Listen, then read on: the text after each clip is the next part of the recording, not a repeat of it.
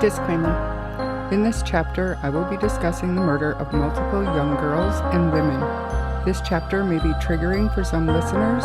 This will be the only warning, so please do not listen if you are sensitive to this topic.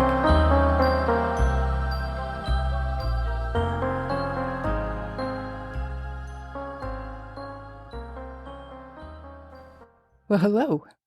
Thanks for tuning in. If it's your first time here, I usually have a co-host, but Bree is taking some time off, so it'll be just me telling the story. Our regular listeners know how much I dislike doing two-part episodes, but this is a long one, so unfortunately it will be a two-parter. Because I'm on my own here, I will have to do part 2 as a regular release on Tuesday, but if you would like the episode early, there's a subscriber option to help support the show where you will get early access to part 2 tomorrow morning. I think it's something like $3 a month or something. And I'm working hard to have bonus content for those subscribers, but writing and editing on my own is a lot of work. So please be patient and hopefully Bree will be back soon. Anyways, let's get into it. Is it possible to have a favorite serial killer? I don't consider this to be my favorite because the word favorite suggests that it's pleasant or a good experience reading and learning and even knowing about this case. But what I will admit is that Ted Bundy fascinates me and always has. Not his crimes specifically, but his mind and the way he lived a double life for so long. Being one of the first well-known and documented serial killers, in fact, I believe he was the first killer to be coined as a serial killer. That term comes from a murderer who performs a series of killings. The actual definition and criteria of a serial killer is much more broad, but it did come about in the late 1970s when FBI agents John Douglas and Robert Ressler began interviewing these people who murdered multiple people, and they left behind signatures or recognizable behaviors during the crimes and at the crime scenes. We could do an entire episode on that topic, but I think for now that'll do.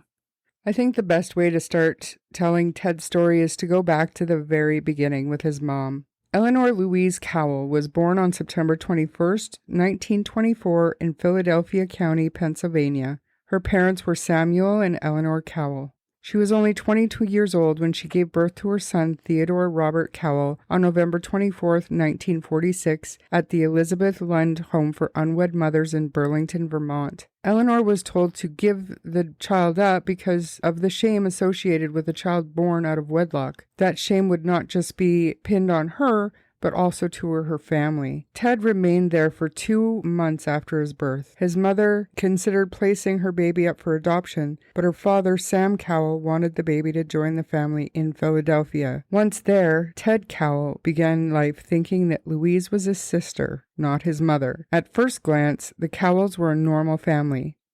But Ted's grandmother suffered from depression and agoraphobia, which as we know, is a fear of leaving the house. His grandfather has been described as having a raging temper. His violent acts touched everyone from cats and dogs to employees and family members. Some Bundy experts have theorized that he was the result of Louise being raped by her father, though she said she was seduced and abandoned by a war vet. I'm going to add here that after his execution, a DNA test was reportedly performed to try and determine if Ted was the product of incest, and those results seem to prove that this rumor is completely false. Ted may have experienced physical or psychological abuse at the hands of his grandfather, despite his later insistence that the two had a great relationship. Ted's behavior did become disturbing, according to some family members and even some childhood friends.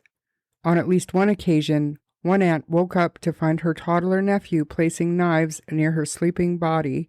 She later told Vanity Fair, quote, "I remember thinking at the time that I was the only one who thought it was strange. Nobody did anything," unquote. In the same Vanity Fair article, Dr. Dorothy Lewis, experienced psychiatrist who we have talked about before in the Gannon Stock episode, gave her opinion that such actions would occur only in very seriously traumatized children who have either themselves been the victim of extraordinary abuse or who have witnessed extreme violence among family members, unquote. I'm not trying to discredit Dr. Lewis, but I would take that opinion with a serious cup of salt, not just a pinch, an entire cup, honestly. His whole family was not mentally okay. Louise Cowell and her younger sister had worrisome tendencies, where Mrs. Cowell, Louise's mother, suffered from the debilitating depression and was treated with electroconvulsive therapy. Ted's grandfather, Sam, was belligerent, and he was an alcoholic who was well known throughout the city for his violent behavior. When Ted was only 3 years old, he and Louise left Philadelphia for Tacoma, Washington. So as to not draw attention to her son's illegitimacy, Louise gave Ted the last name of Nelson before the move. But moving was still upsetting to the young boy. He missed Philadelphia and initially didn't care for the Seattle area. And he became even more upset when his mother met and got involved with Johnny Bundy, an Army hospital cook. Louise and Johnny got married in 1951. Jealous of his mother's new relationship, Ted had a deliberate public tantrum at Sears, wetting his pants as part of the display. This didn't keep Louise's new husband from adopting Ted and giving him the name that would become so notorious years later. Relations between Ted and his stepfather were always tense. Ted seemed to be materialistic, wanting expensive clothing and belongings that his working-class stepfather could not provide. Ted fantasized about being adopted by popular Western stars like Roy Rogers or Dale Evans because they could give him the things that he wanted. As Ted grew older, he hated his stepfather's intellect. He always looked at his stepdad with disdain, like he was low class, not worthy, and beneath him. Friends witnessed him provoking his stepfather, who would sometimes strike out at Ted in frustration. There were far less tensions between Ted and his mother, who always made sure he was physically cared for, so her attention was divided. After Ted's capture, he expressed feelings of being unloved, though he voiced an appreciation that his mom paid all the bills. Ted would always claim that his illegitimacy was never a big issue to him. When he found out, it was dealt with, but he had no ill feelings towards his mother as a result. Ted always claimed that he had an uneventful, normal, loving upbringing in a good Christian home. As a child, though, according to family and friends, Ted lacked the social graces he would later use to charm people into believing he couldn't possibly be a killer. In Conversations with a Killer, the Ted Bundy tapes, Sandy Holt, who grew up with Ted, shared that he was teased for having a speech impediment and that he couldn't keep up with his fellow Boy Scouts. Later, in an interview with the FBI, Ted would speak about the claims made by Sandy Holt, where he said this person was not being honest. He did not do the things she claimed he would do, such as jump out of the bushes to scare people, dig holes and place spikes in the holes, and enjoy watching kids fall into the holes, cutting their legs on spikes. Ted actually scoffed at these stories, saying, quote, "That's never been my thing. I'm not a bush dweller," unquote. I don't know, Ted. I feel like it's not out of the realm of possibility, but maybe I'm wrong. Though Ted wasn't a bad athlete, he didn't make his school basketball or baseball teams, a failure that was difficult for him to deal with.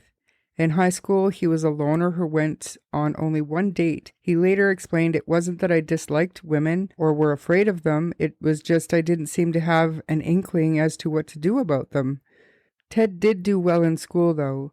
Interviewed in prison in Florida, he said that while in class, your performance is measured by different rules than what happens when everybody's peeling off into little cliques down the hallway. Ted's childhood also contained many moments of normalcy. He had a few good friends and took jobs like delivering newspapers and cutting lawns. He went to church with his parents and became the Methodist Youth Fellowship's vice president. Notably, considering what he would go on to do, he ended up saving the life of a friend's niece when she was drowning. Ted enjoyed the old detective magazines with gore-filled depictions of rape and murder. He may have started looking at pornography long before he was a teenager, as it's possible he accessed his grandfather's collection while living in Philadelphia. Ted would sometimes masturbate inside closets at his junior high school, getting doused with water when his classmates caught him. How embarrassing. Ted was young when he began breaking the law. He was a good skier, but he shoplifted ski equipment he wanted because his parents couldn't afford it. In addition, he forged lift tickets in order to hit the slopes for free, and as a teen, he attempted car theft. He received a warning as punishment for that. Most disturbingly, Ted became a peeping Tom who spied on strangers, which is obviously a precursor to sexual violence. So in 1961, 8-year-old Anne Marie Burr disappeared and is suspected of being Ted's first victim. He would have been just 14 years old at the time. 8-year-old Anne lived only 5 blocks away from the Bundy family home, and there's no question that Ted knew of her. Not only did she live in his neighborhood, but she had taken piano lessons from Ted's uncle Jack Cowell for 2 years. No doubt Ted had seen her around while working his paper route and recognized her as his uncle's student. There have been accusations against Ted based on some of the things he admitted to FBI investigator Bill Hagemeyer that involved having committed a crime too close to home that it was something he refused to discuss due to the identity of the victim. However, without further information, we can't know whether Ted was talking about Anne or about any other missing person from his younger years. Something I find interesting is that Ted abducted at least one of his early victims from her home, which was Linda Healy. We get into that a little bit later, in a similar way that Anne was kidnapped. During the early morning hours of August 30th, little Anne Marie Burr vanished from her family's 2-story home.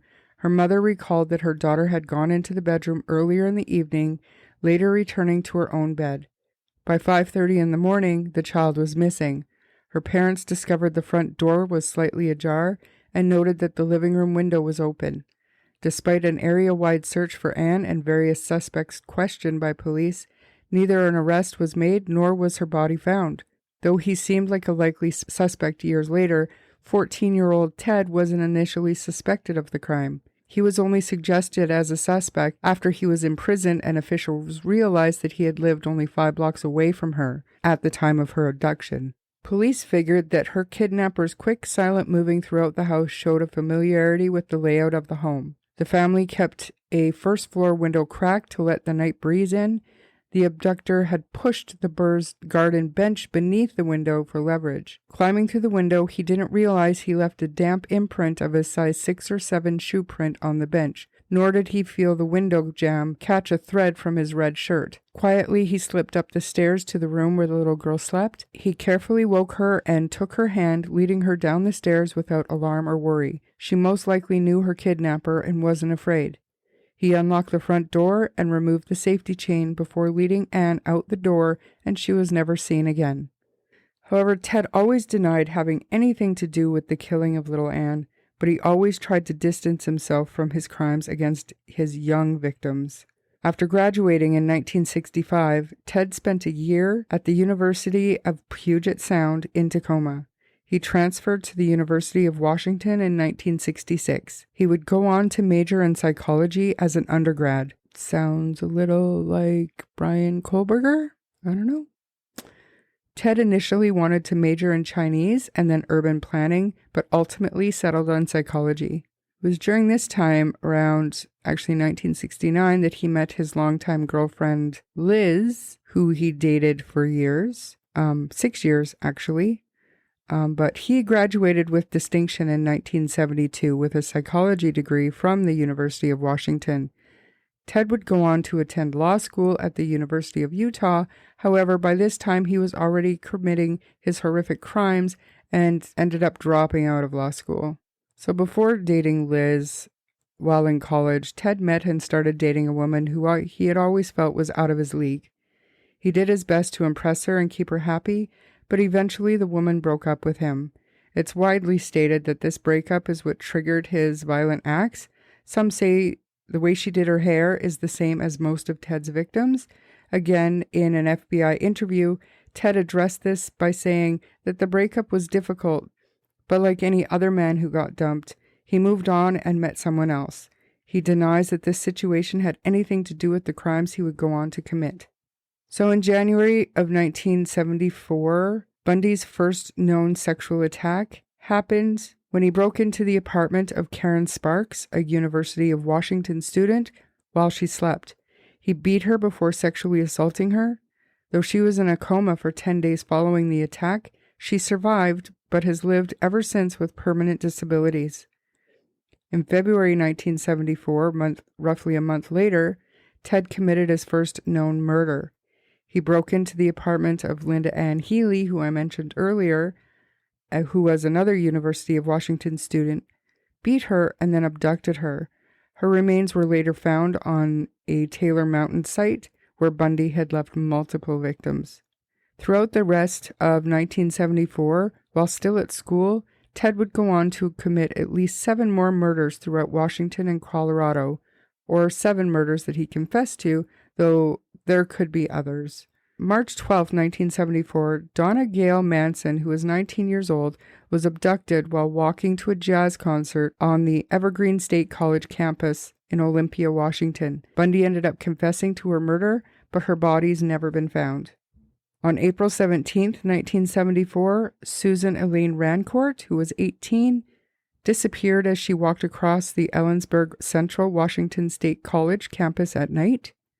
On May 6, 1974, Roberta Kathleen Parks, who was 22, vanished from Oregon State University in Oregon while walking to another dormitory to have coffee with friends. On May 25, 1974, 15-year-old Brenda Barker ran away from home in Redmond, Washington on June 17, 1974.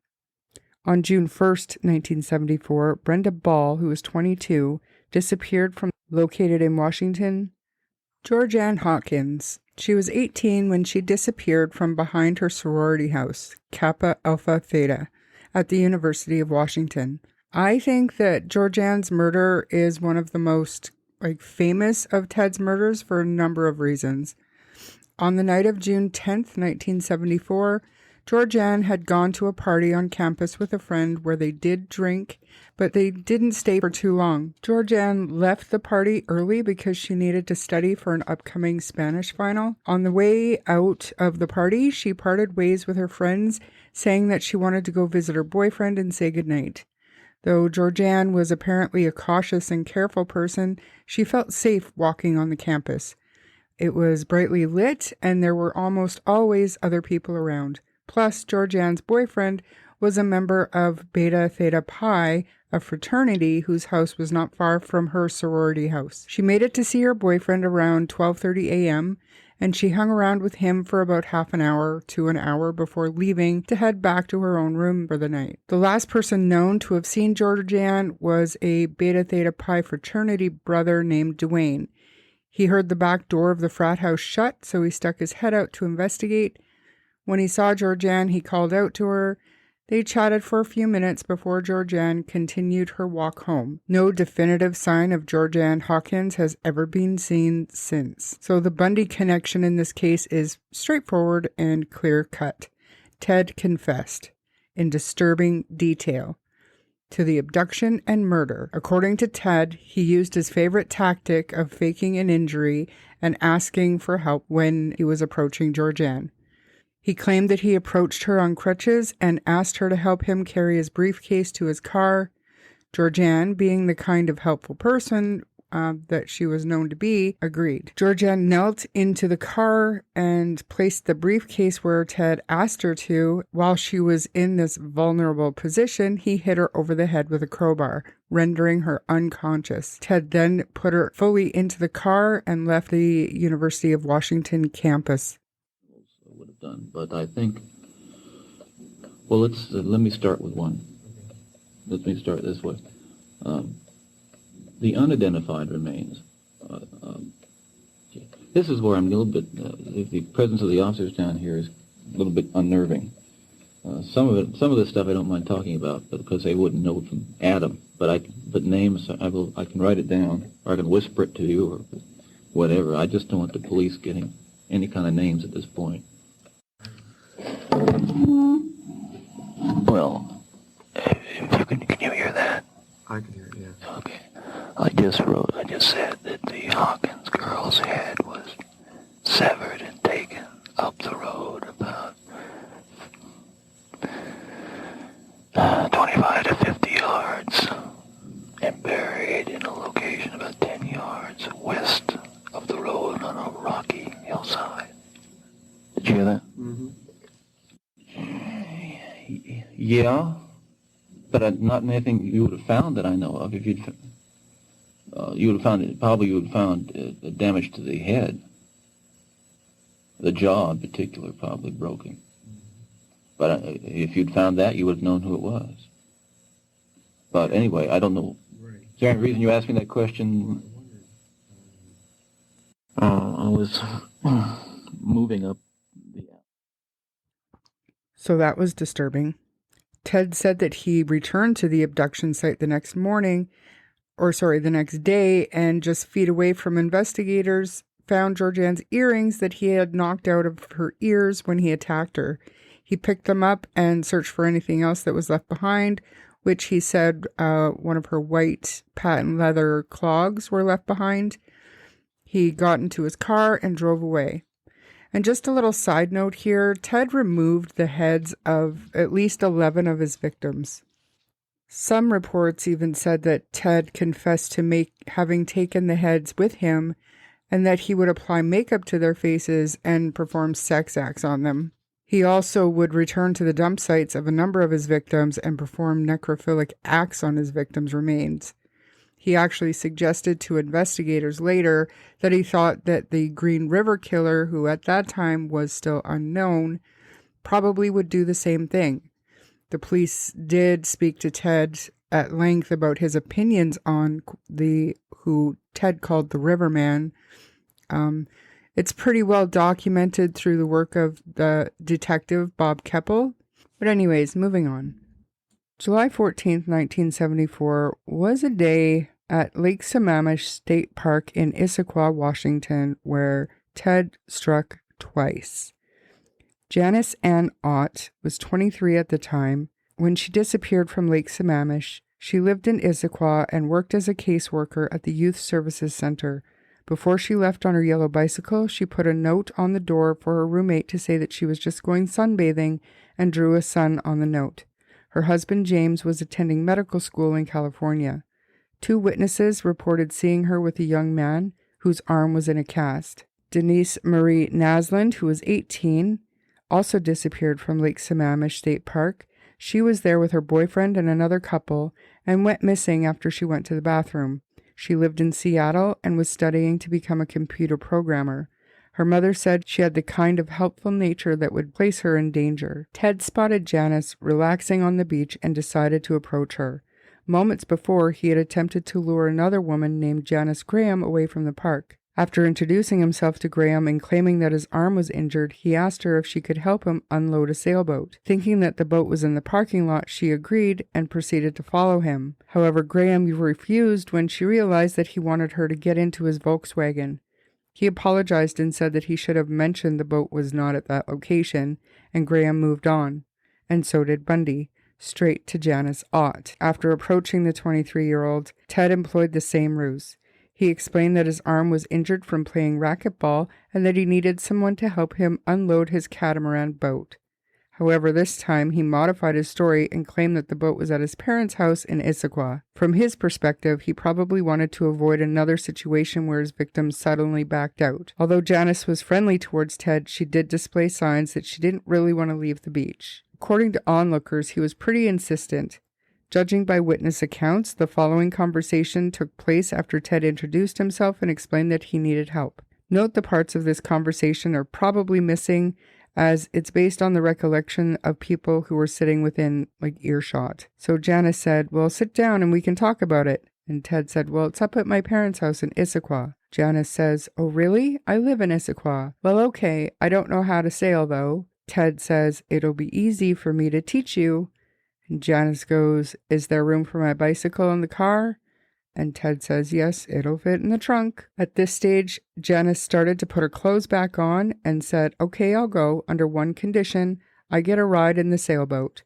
And Ted says, "Of course, my car is just over there in the parking lot." And Janice said, "I guess I get to meet your parents then." As the pair were walking away together, Ted asked Janice if she knew anyone in Issaquah. That was the last time anyone saw her alive. Later that same day around 4 p.m., Denise told her friends who she was at the beach with that she was not feeling well, and she got up and walked toward the restroom area. Her boyfriend became worried when Denise did not return and ended up reporting her missing to a park ranger. The police did become involved and an investigation started.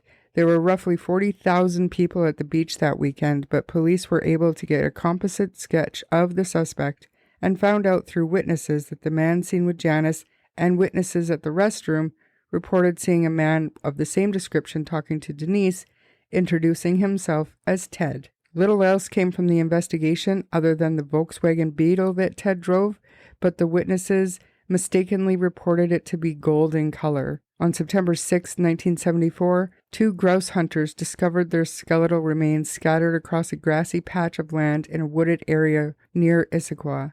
So let's get back to the timeline. September 2nd, 1974, unknown teenage hitchhiker in Idaho. Ted confessed to this murder, but no remains were ever found, and the investigators don't even know who he was talking about. On October 2nd, 1974, Nancy Wilcox, 16 years old, disappeared in Halliday, Utah.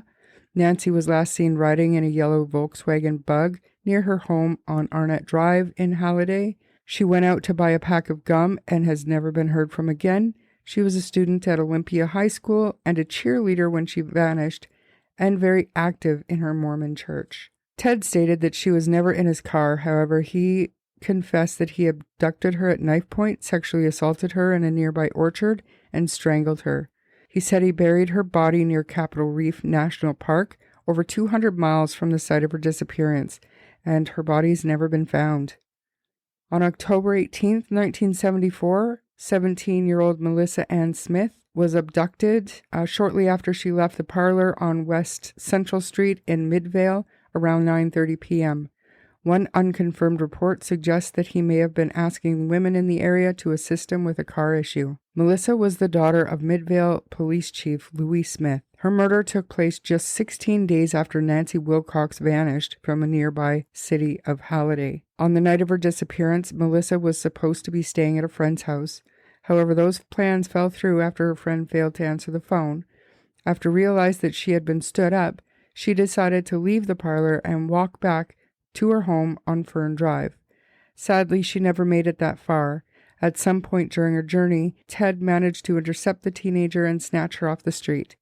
9 days later, 2 deer hunters discovered her naked remains on a hillside in Summit Park. She had a men's blue nylon sock tied around her neck.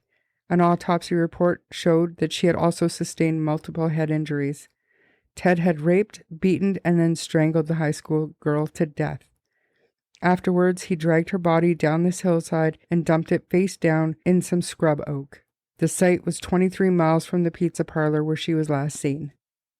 On October 31st, 1974, 17-year-old Laura Amy disappeared from a Halloween party at Leahy, Utah. Almost a month later, on November 26, 2 hikers discovered Laura Amy's naked body on the side of an embankment in American Fork Canyon in Utah. According to investigators, Laura's attacker beat her, raped, and sodomized her, and then strangled her to death. Shortly before his execution in 1989, Ted Bundy indirectly confessed to the crime by not denying it. What a shithead. On November 8, 1974, Carol DeRange was kidnapped by Ted. Ted approached Carol in a Utah shopping mall. She was looking through books at Walden Bookstore and looked up to see Bundy standing next to her. Ted, who was posing as a police officer, asked her if she had parked her car near the Sears store entrance, which she had. He then asked her for her license plate number. He pretended to recognize it and told her that he had received a complaint that someone was trying to break into her car. Concerned, Carol followed Ted out of the mall and checked her car. She assured him that nothing was missing and that she wanted to go back into the mall. Ted asked her to ride with him in his car and make a formal complaint at the police station. When Ted took her to his VW Bug, Carol had instincts that something was wrong, so she asked to see a police badge, which Bundy flashed his wallet, and she saw only a bit of gold badge. She didn't even have time to see the name or the department. She debated whether or not to get into the car with him, but he was impatient and she finally got into the passenger seat. However, she did not buckle herself into the seatbelt because she could smell alcohol on his breath. Once in the car, Ted drove a few miles down the opposite direction of the police station. He stopped in front of the McMillan Grade School. Carol asked him what he was doing and got no answer, so she reached for the door handle and tried to escape. Ted caught her right wrist into a handcuff and tried to cuff the left wrist, but only got the right one on. Carol struggled with Bundy and was screaming while hitting and scratching him. He pulled out a gun and threatened her that if she did not stop screaming, he would blow her brains out. She fell out of the car, and he dropped the gun and grabbed a crowbar.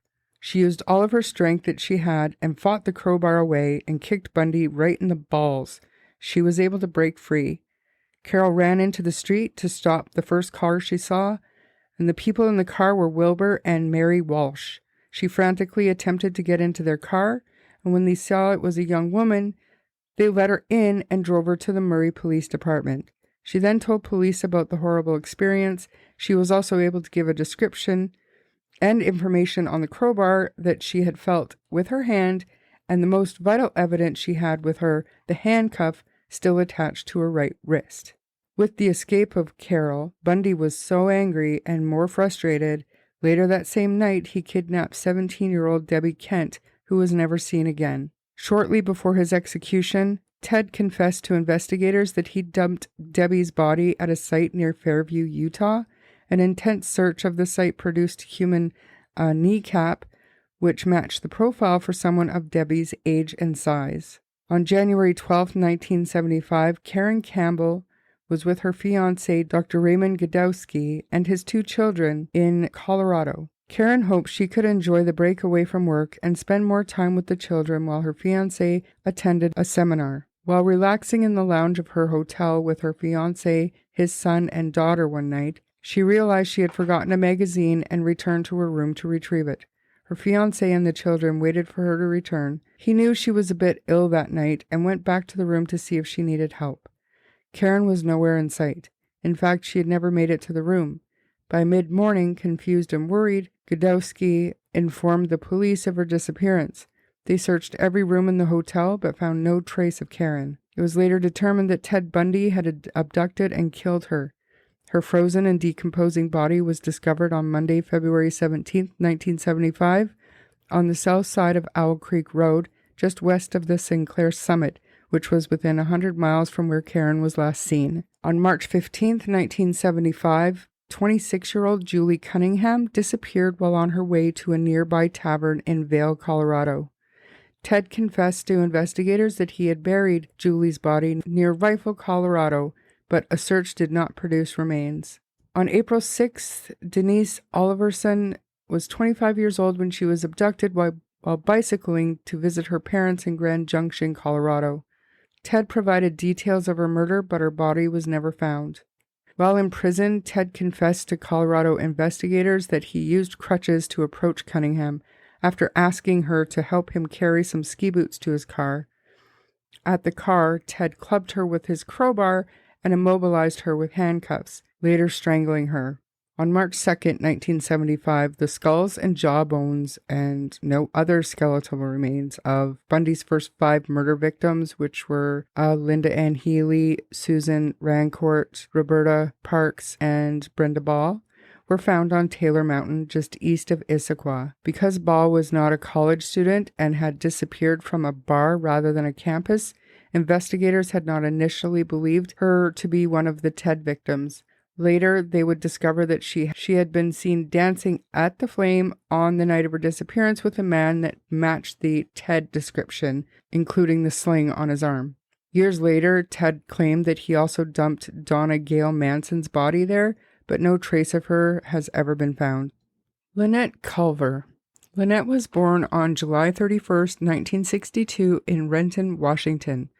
I can't find her mother's name, but we know her father's name is Edward. Lynette was the youngest of 3 children, though one of the children passed away before Lynette was born. The Culver family moved to Idaho in 1967 when Lynette was only 5 years old. By all accounts, she was a happy child with no known issues. She was a little shy until she was comfortable with someone. She had a good relationship with her parents and her older sister. In 1975, she stood around 5'2" and weighed about 110 pounds. She had brown hair, hazel eyes, and she was in the 7th grade at Alameda Junior High, where she maintained good grades and had a budding social life. The only negative thing that I've come across in my research about Lynette is that she had a small habit of skipping school. On May 5th, 1975, Lynette left her junior high during the lunch break. She had not mentioned any plans to leave school to anyone that we know of, though this is not necessarily strange, as Lynette had a habit of cutting class. We don't know where she went that afternoon, but a few hours later she was seen getting on a bus at Hawthorne Junior High. The two middle schools are just over a mile away from each other for reference. The bus was headed to Fort Hall, roughly 10 miles north of Tello. It is unknown why Lynette would have been headed to Fort Hall. This is the last substantiated sighting of Lynette. She was last seen wearing a burgundy jacket with a fur hood, a red checkered shirt, and jeans. The investigators initially, and this will come as a shock to precisely no one, considered Lynette a runaway. They had an unsubstantiated report that Lynette was last seen at a local Indian reservation. Other cryptic tips reinforce the idea that Lynette had run away from home for unspecified reasons, but not a single one of these tips were backed up with any evidence. They seemed to be coming from people that just wanted the attention from being involved in an investigation. But as time wore on and the Culver family did not hear from Lynette, the idea that foul play was involved in her disappearance became more and more probable. Her family knew that Lynette would not and could not have stayed gone for so long without contacting them. Even as the case grew cold, the family did not lose hope. Lynette's father would fly to the location of any reported sightings of Lynette to investigate the area himself. Lynette's grandfather would return to Alameda Junior High again and again to search for clues that would shed even the slightest light onto what happened to her. They never ever gave up hope. Ted confessed to Lynette's murder shortly before his 1989 execution. He made his claims to Robert Keppel, who is kind of famous to true crime followers for his involvement in the Bundy case, as well as the Green River Task Force. He believed Lynette's abduction to be connected to Ted Bundy. Bundy claimed he abducted Lynette and took her to a room at a Holiday Inn where he raped her and drowned her in the bathtub. He said he dumped her body in a river. He provided details about Lynette's life that only she could have told him. Lynette was just 12 years old. This is one of his lesser-known victims, but so important to tell her story. He claimed he drove to Pocatello, Idaho, with the intention of finding a young woman to murder. He came across Lynette at some point and abducted her. He then claimed to have taken her to his hotel room, raped her, drowned her, and then drove to the nearby Snake River where he disposed of her body. While Ted did not know his victim's name, Lynette's missing persons case was the only one from Pocatello that fit Bundy's description. He claimed to have known that his victim's family had recently moved across Pocatello, which is not something that someone who hadn't spoke to Lynette or her family would have known, unless they'd been observing the Culvers for an extended period of time, which we know Ted wasn't too interested in learning about or studying his victims before striking. And that is where we're going to leave it for part 1. In part 2, we're going to start talking about Ted's first capture, his escapes from prison, and yes, I said escapes, plural, and we'll go through his trials and some of the stories right up until his execution. So again, if you want the episode early, there's the subscriber option, and if not, I will see you on the next chapter. Bye! If you enjoyed this episode, please subscribe to the podcast and share it with your friends. Join our Facebook page for pictures and updates on cases we've covered and breaking news stories. If you have case suggestions or requests, send us an email at truecrimestorypod@gmail.com or on Facebook Messenger. You can follow on TikTok and Instagram for related content, and I will see you next time.